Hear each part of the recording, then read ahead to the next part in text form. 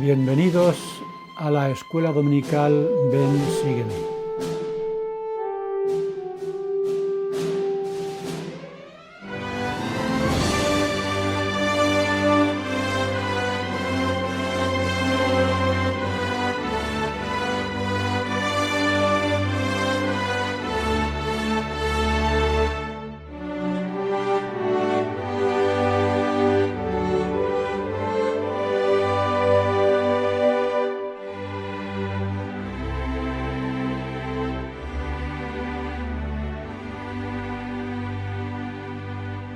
La Iglesia de Jesucristo de los Santos de los Últimos Días se organizó el 6 de abril de 1830. Días después, el Señor dijo que los élderes deberían reunirse en conferencia cada 3 meses o de cuando en cuando para atender cualquier asunto que fuera necesario. En una de esas conferencias o consejos que el Señor mandó que se organizaran, efectuada en Kirtland el 12 de febrero de 1834, el profeta José Smith explicó lo siguiente: nunca había presentado antes el orden por el que debería dirigirse un consejo. Esto tal vez haya privado a los consejos de algunas o de muchas de sus bendiciones. 5 días después, el 17 de febrero de 1834, el profeta José Smith se reunió con dirigentes del sacerdocio y otros miembros de la Iglesia en su casa en Kirtland y organizó a 12 sumos sacerdotes en un consejo que llamó Consejo Residente, como leemos en Doctrina y Convenios 102, versículo 3, para indicar que sería un consejo permanente. Se hizo referencia a este organismo como el Consejo de Presidentes de la Iglesia en Kirtland, más tarde conocido como el Sumo Consejo de la Iglesia de Cristo o el Sumo Consejo de Kirtland. Como parte de la instrucción impartida a este consejo, el profeta dijo que él mostraría el orden de los consejos de los días antiguos, tal como se lo habían mostrado en una visión que él tuvo de un consejo de la Iglesia en Jerusalén, presidido por el apóstol Pedro y sus consejeros. Este consejo se usó como el modelo para el nuevo consejo organizado en Kirtland. Al día siguiente, el profeta trabajó afanosamente para revisar las minutas o notas de la reunión del Consejo del 17 de febrero, en las que se reseñaba la organización del Sumo Consejo y los procedimientos a seguir para disciplinar a los miembros de la Iglesia acusados de transgresión. El 19 de febrero presentó sus revisiones al nuevo Consejo, que las aceptó como la forma y constitución del Sumo Consejo de la Iglesia de Cristo de ahora en adelante. Las minutas revisadas de la reunión del Sumo Consejo del 17 de febrero de 1834 se encuentran en la sección 102 de Doctrina y Convenios. En 1835 se agregaron a esta sección los versículos 30 a 32, que aclaran la diferencia que hay entre las decisiones tomadas por los sumos consejos temporales organizados en lugares lejanos y las decisiones tomadas por el quórum de los 12 apóstoles organizado en febrero de 1835. Según aumentaba el número de miembros de la Iglesia, con el tiempo se organizaron estacas y se llamaron presidencias de estaca y sumos consejos para administrar la Iglesia dentro de los límites de la estaca. El profeta José Smith enseñó que por medio del sumo consejo se podría conocer la voluntad del Señor en todas las ocasiones importantes para la edificación de Sión y para el establecimiento de la verdad en la tierra. La Iglesia está organizada en consejos. El Consejo de la Presidencia de la Iglesia y del Quórum de los 12 Apóstoles, los consejos de estaca, barrio y quórum, y los consejos de las organizaciones auxiliares y de la familia. Leemos en las Escrituras que en la vida preterrenal el Padre presentó en el concilio de los cielos su plan a sus hijos espirituales antes de enviarlos a la tierra. Por medio de esos concilios o consejos, Dios gobierna su reino en la tierra y dirige la obra de salvación. Se espera que los dirigentes de la Iglesia usen los consejos para el desempeño eficaz de sus responsabilidades. Si los obispos usan los consejos de barrio y los presidentes de estaca los consejos de estaca, evitarán muchos errores y bendecirán a los miembros con sus decisiones. En los manuales de la Iglesia leemos lo siguiente: la Iglesia del Señor se gobierna por medio de consejos. Estos consejos son fundamentales para el orden de la Iglesia. Con la autoridad de las llaves del sacerdocio, los dirigentes deliberan en consejo para el beneficio de las personas y de las familias. Y hablando de consejos, en lecciones anteriores hemos estudiado la llamada firma unida, también llamada orden unida, que el Señor mandó organizar en marzo y abril de 1832 para gestionar las empresas y las propiedades de la Iglesia. Los miembros de la firma unida hicieron un convenio de consagrar sus propiedades a la Iglesia y también de trabajar para administrar los almacenes y la imprenta y supervisar las granjas, las tierras, los edificios, una fábrica de potasa, una curtiduría, una cantera, un aserradero y un tejar para fabricar ladrillos. Las ganancias obtenidas con estos negocios deberían usarse para financiar la obra de edificación y para generar ingresos de los miembros de la firma unida.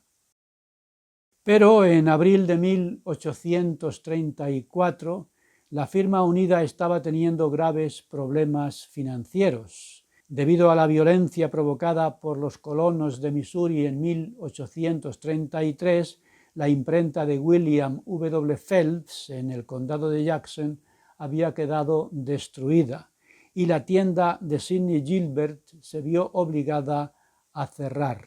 Por tanto, ni la imprenta ni la tienda podían generar ingresos para la firma, que todavía tenía que saldar las deudas que había contraído para establecer y aprovisionar ambos negocios. En Ohio, los miembros de la firma unida estaban cada vez más endeudados con unas compañías de Nueva York que les habían prestado dinero para aprovisionar la tienda y para comprar terrenos y una nueva imprenta en Kirtland. A estos problemas había que añadir que algunos de los miembros de la firma manifestaron un espíritu de codicia por las propiedades de la firma de las que eran responsables. Debido a esas dificultades, los miembros de la rama de Kirtland, que pertenecían a la firma unida, se reunieron el 10 de abril de 1834 y decidieron que la firma debería disolverse y que sus miembros recibieran unas mayordomías o unas propiedades que supervisaran y administraran. Pero 2 semanas después, el profeta recibió una revelación que está registrada en Doctrina y Convenios 104, en la que el Señor mandaba reorganizar la firma y aconsejaba a los dirigentes de la Iglesia que pagaran sus deudas y cuidaran de los pobres. Cuando se estableció la firma unida, sus miembros hicieron convenio de consagrar sus propiedades a la firma y de trabajar unidos para edificar Sión.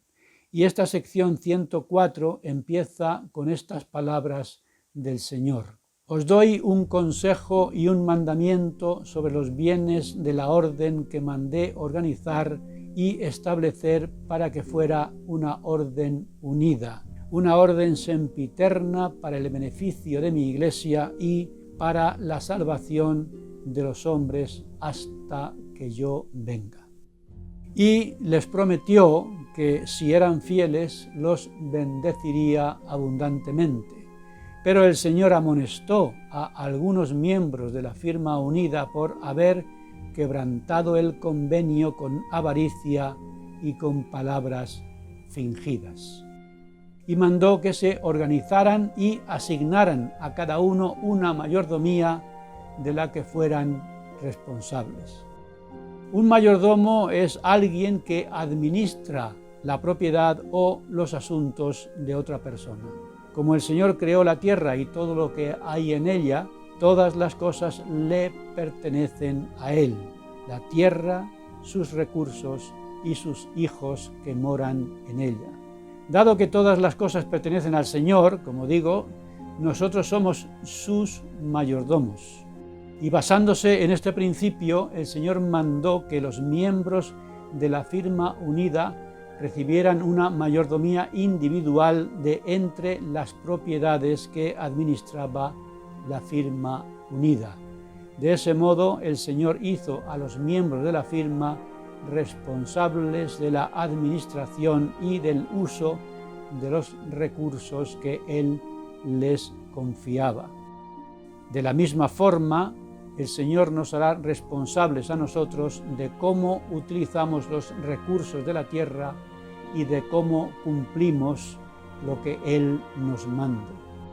Y esto para abastecer a mis santos, dijo el Señor, y dejó muy claro que debería hacerse a su manera, con el propósito de sacar a los pobres de su pobreza con la ayuda solidaria de los ricos, pero no convirtiendo a los pobres en dependientes de los ricos, o como hacen algunos gobiernos de este mundo, subvencionando al pueblo para tenerlo sometido, sino ayudando a las personas a ser autosuficientes e independientes y a salir de la pobreza por sí mismos.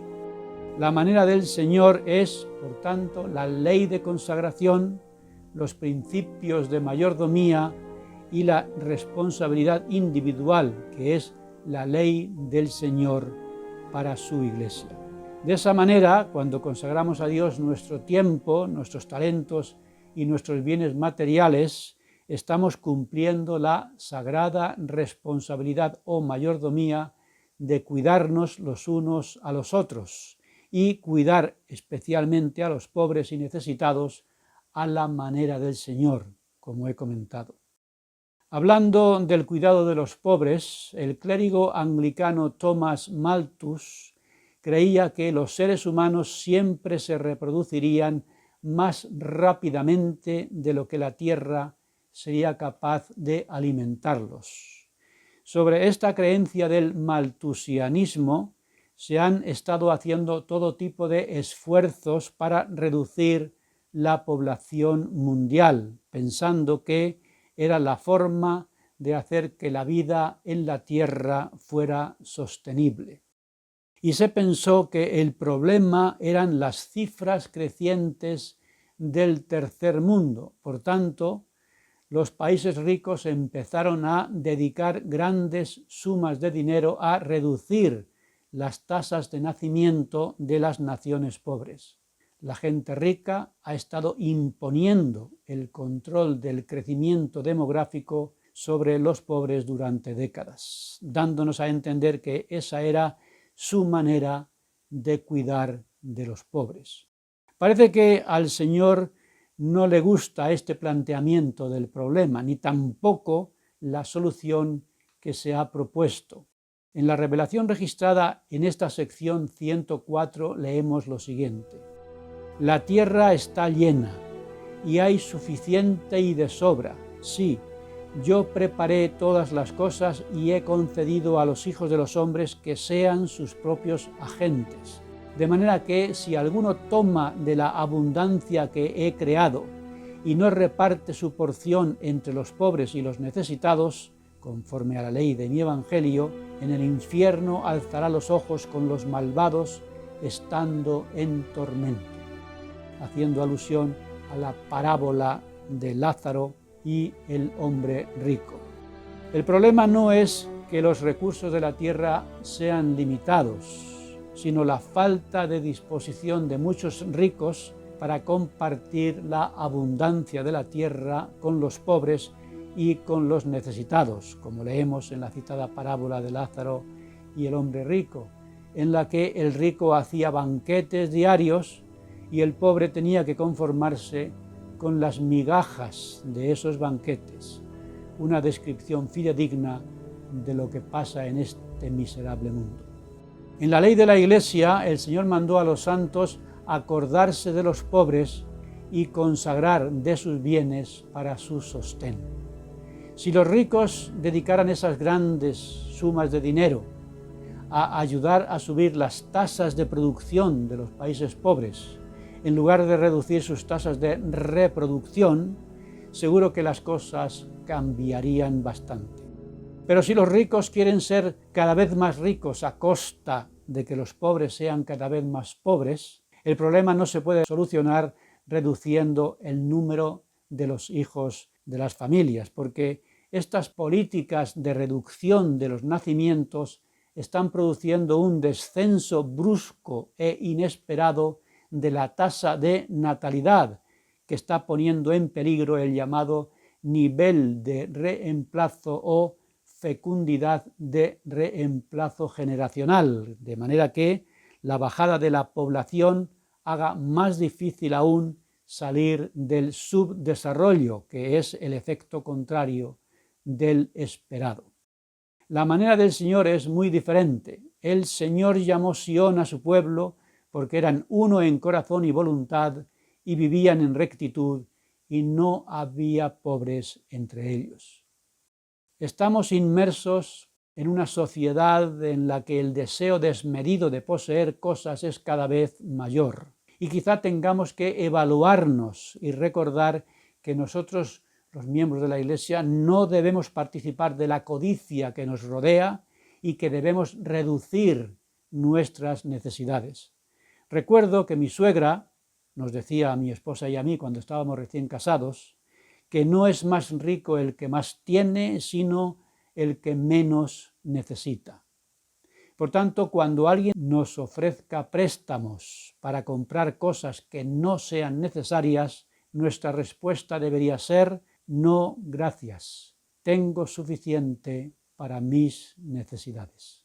Aunque los miembros de la firma unida en Ohio habían decidido el 10 de abril de 1834 la disolución de la firma, la revelación registrada en Doctrina y Convenios 104 les mandaba reorganizar la firma y separar las ramas de Missouri y las de Kirtland, Ohio, para que funcionaran de forma independiente. El Señor explicó: y he mandado que se haga esto para vuestra salvación. Se está refiriendo probablemente a la salvación financiera de los miembros de la firma. Sin embargo, en lugar de ser reorganizada, la firma unida dejó de existir efectivamente después de recibirse esta revelación, quizá debido a que habían decidido transferir muchas de las responsabilidades de los asuntos materiales de la Iglesia a otros cuerpos administrativos, tales como el Sumo Consejo de Kirtland. Menos de una semana antes de que el profeta José Smith recibiera la revelación registrada en la sección 104, el obispo Newell K. Whitney, miembro de la firma unida, preparó un documento detallando las cuantiosas deudas que había contraído la firma unida. Sobre estos problemas financieros, el Señor les dijo lo siguiente: además, de cierto os digo, en cuanto a vuestras deudas, he aquí, es mi voluntad que las paguéis todas. Dada la enorme carga financiera de la Iglesia en la primavera de 1834, esta fue una tarea complicada. No obstante, el Señor prometió que si eran diligentes y humildes y ejercitaban la oración de fe, Él ablandaría el corazón de sus acreedores hasta que enviara los medios para pagar sus deudas. En esta revelación de la sección 104, el Señor se refirió a las deudas de la firma como una servidumbre. Al pagar sus deudas, los miembros de la firma se librarían de esa servidumbre financiera. Del mismo modo, los profetas de los últimos días han mandado a los miembros de la Iglesia que paguen lo que deben y que eviten las deudas excesivas e innecesarias. Debemos ser personas íntegras. Nosotros creemos en ser honrados en nuestros tratos con nuestros semejantes. El presidente Gordon B. Hinckley dijo lo siguiente sobre este asunto: muchos de los miembros de la Iglesia viven al límite de sus ingresos. Algunos viven incluso con dinero prestado. Evalúen su situación económica y gasten de forma moderada. Sean disciplinados en sus compras y eviten las deudas hasta donde sea posible. Liquiden las deudas que tengan y líbrense de la servidumbre económica. Esto es parte del Evangelio en el que creemos. Ya hablamos en la lección anterior de los padecimientos de los miembros de la Iglesia en Missouri. La sección 103 se recibió en Kirtland el 24 de febrero de 1834, después de que Parley P. Pratt y Lyman White viajaran de Missouri a Ohio y se reunieran con el profeta José Smith y con el Sumo Consejo de Kirtland para explicar la difícil situación de los santos de Missouri y para pedirles consejo y ayuda. En esta sección 103, el Señor prometió que se restauraría a los santos en la tierra de Sion si no profanaban sus heredades, y mandó a los dirigentes de la Iglesia que consiguieran recursos y reclutaran a las personas necesarias para ayudar a rescatar a los santos de Missouri. Para lograrlo deberían ir a Missouri con un grupo compuesto por la fuerza de mi casa, les dijo. En febrero de 1834, el profeta José Smith anunció su intención de dirigir una expedición de hombres a Missouri para ayudar a los miembros de la Iglesia a recuperar sus hogares y tierras en el condado de Jackson. En la revelación registrada en la sección 103, el Señor mandó al profeta y a 7 hombres más que viajaran por las ramas de la Iglesia para reclutar voluntarios que estuvieran dispuestos a ayudar a redimir Sion. Aunque el Señor les había pedido que intentaran reclutar 500 hombres para el viaje, solamente consiguieron reunir a poco más de 200, a los que acompañaban aproximadamente 12 mujeres y 10 niños. En varias ocasiones, cuando la hostilidad contra los santos se iba agravando en Missouri, los dirigentes de la Iglesia de esa zona pidieron protección al gobernador Daniel Dunklin y solicitaron que el Estado proveyera una escolta militar para que los santos pudieran regresar a sus tierras y a sus hogares. Los integrantes de la expedición organizada por el profeta José Smith se prepararon para ir a Missouri a colaborar con la milicia estatal para ayudar a los santos desplazados a regresar a sus hogares. Después, los hombres de la expedición se quedarían en el condado de Jackson para dar la necesaria protección. A principios de mayo de 1834, el profeta José Smith partió de Ohio con unos 100 hombres. Este grupo recibió el nombre de Campamento de Israel y más tarde se le conoció como Campo de Sion. El grupo, en su camino a Missouri, recorrió aproximadamente 1.450 kilómetros atravesando Ohio, Indiana e Illinois. Se les unieron otros hombres reclutados por Hyrum Smith y Lyman White en el territorio de Michigan y otros se unieron también después. Mientras el campo de Sion se desplazaba por el norte de Missouri, la tensión fue aumentando en el condado de Jackson y en los condados circundantes, al correrse la voz de que se acercaba un ejército mormón. El profeta José Smith envió a Parley P. Pratt y a Orson Hyde al Capitolio Estatal de Missouri, en la ciudad de Jefferson, para pedir la ayuda militar que el gobernador Daniel Dunklin había prometido y pudieran así reclamar sus tierras en el condado de Jackson. Sin embargo, el gobernador Dunklin se mostró reacio a implicarse en el asunto, lo que significaba que los santos no recibirían la protección que necesitaban para recuperar sus hogares. Después de recibir la noticia de que el gobernador Dunklin no iba a ayudarles, los miembros del campo de Sion continuaron su camino hacia el lugar en el que estaban los santos desplazados, que se habían refugiado en el condado de Clay, también en Missouri, y luego acamparon a unos 16 kilómetros al noreste de Liberty, junto al río Fishing. El 19 de junio, 5 hombres armados se acercaron al campamento para informarles con amenazas que había unos 400 hombres esperándoles y que iban a atacarlos esa noche. Sin embargo, a los integrantes del campo de Sion les protegió una fuerte tormenta de granizo que provocó que el cauce del río Fishing subiera unos 12 metros e impidiera el ataque de sus enemigos.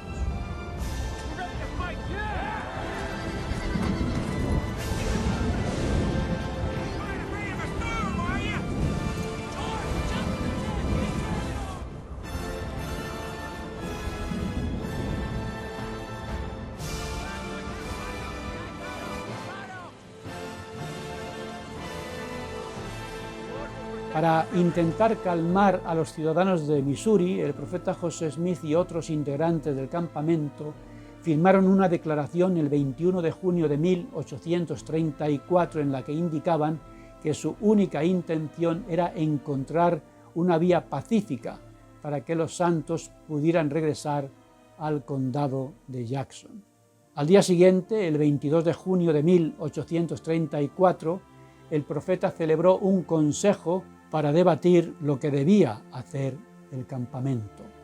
Durante esa reunión recibió la revelación que se encuentra registrada en Doctrina y Convenios, sección 105, que reveló que la Iglesia ya no estaba obligada a redimir la tierra de Sion en ese momento.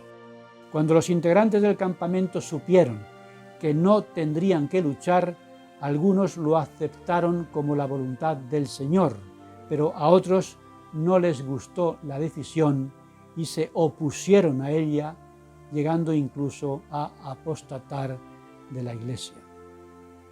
2 días después de que se recibiera la revelación registrada en esta sección 105, comenzó un brote de cólera en el campamento que provocó vómitos y una fuerte diarrea a 68 de los integrantes del campamento, incluyendo a José Smith. 13 integrantes del campamento y 12 miembros de la iglesia que vivían en el condado de Clay murieron. En esta revelación el Señor dio algunas de las razones por las cuales no se iba a redimir Sion en ese momento. He aquí os digo que si no fuera por las transgresiones de mi pueblo, habrían sido redimidos ya. Pero he aquí no han aprendido a ser obedientes en las cosas que requerí de sus manos, sino que están llenos de toda clase de iniquidad y no dan de sus bienes a los pobres ni a los afligidos entre ellos, como corresponde a los santos, ni están unidos conforme a la unión que requiere la ley del reino celestial, y no se puede edificar Sion sino de acuerdo con los principios de la ley del reino celestial. De otra manera no la puedo recibir. Estos principios de la ley del reino celestial forman parte del Evangelio de Jesucristo y nos ayudan a ser uno en corazón y voluntad, que es una de las características de Sion. Por eso, el 7 de abril de 1834, en una carta escrita antes de que saliera la expedición, el profeta José Smith, junto con 2 miembros de la firma unida, expresaron su descontento con esta actitud tan poco solidaria de los santos y dijeron lo siguiente: si esta iglesia que está intentando ser la iglesia de Cristo no nos ayuda cuando podrían hacerlo sin gran sacrificio con las bendiciones que Dios les ha concedido, Dios le quitará sus talentos y se los dará a aquellos que no tienen ninguno, e impedirá que obtenga un lugar de refugio o una heredad en la tierra de Sión. Parece ser que, entre otras cosas, los miembros de la Iglesia que vivían fuera de Missouri habían retenido los fondos solicitados para comprar tierras en Missouri y en Kirtland, para el templo y para ayudar a la expedición del campo de Sión. Por estas y otras razones, el Señor explicó que los santos tendrían que esperar un corto tiempo antes de que se pudiera redimir Sión. Y la pregunta es, ¿cuánto es ese corto tiempo? ¿Cuánto tendremos que esperar para la redención de Sión?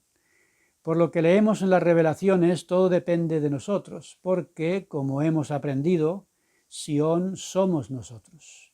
Sión son los puros de corazón, y la redención de Sión es, por tanto, la redención de nuestro corazón, que nos convierta en ciudadanos dignos de morar en Sión, que es la ciudad de santidad. Y la otra pregunta es si se podría sacar la conclusión de que el campamento de Sión había sido un fracaso, puesto que no habían conseguido ayudar a los santos del condado de Jackson a recuperar sus hogares y sus tierras. Quizá podríamos unir las dos preguntas, relacionando ambas con la redención de Sión, y preguntarnos cuál fue el verdadero propósito de este campamento o campo de Sión, porque esa redención quizá fuera algo más que la recuperación de bienes materiales. El elder Dallin H. Oaks enseñó lo siguiente sobre este asunto. Si se juzga según su manifiesta finalidad, la expedición del campo de Sión fue un fracaso.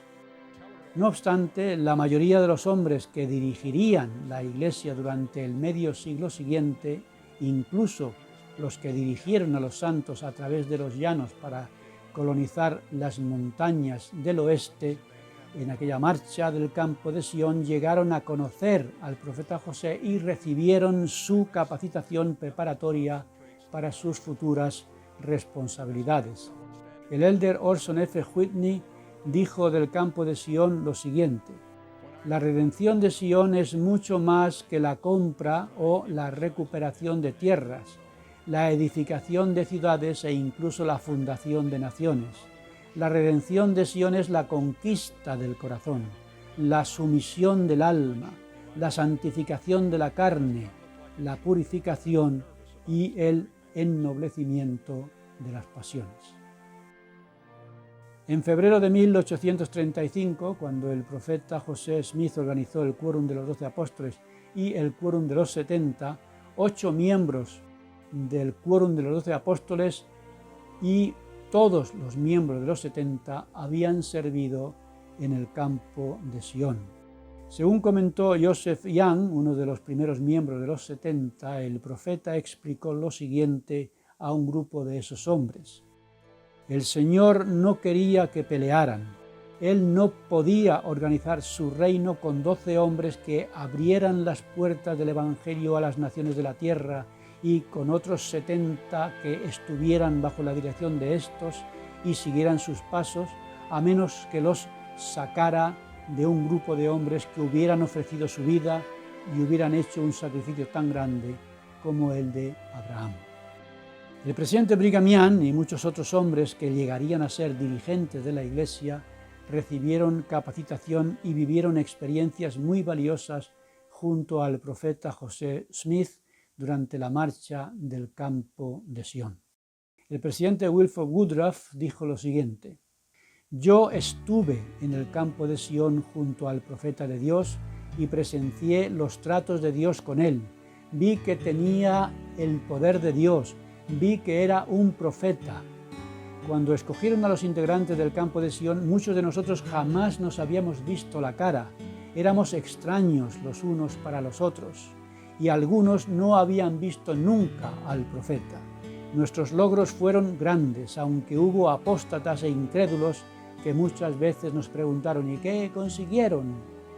logramos una experiencia que no habríamos tenido de ninguna otra manera. Tuvimos el privilegio de ver al profeta y viajar con él 1600 kilómetros y de contemplar la influencia del Espíritu de Dios en él, las revelaciones que Jesucristo le da y el cumplimiento de esas revelaciones.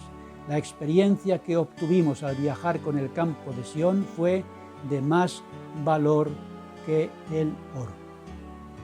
El Señor les había dicho ya lo siguiente: tras mucha tribulación viene la bendición. He aquí, esta es la bendición que he prometido después de vuestras tribulaciones y las de vuestros hermanos, vuestra redención. Como el oro en el crisol, nuestro carácter se libera de sus impurezas con las dificultades de esta vida, y si las aceptamos y las aprovechamos. La verdadera liberación es espiritual y debemos esforzarnos para lograrla en este mundo con la ayuda del Espíritu de Dios.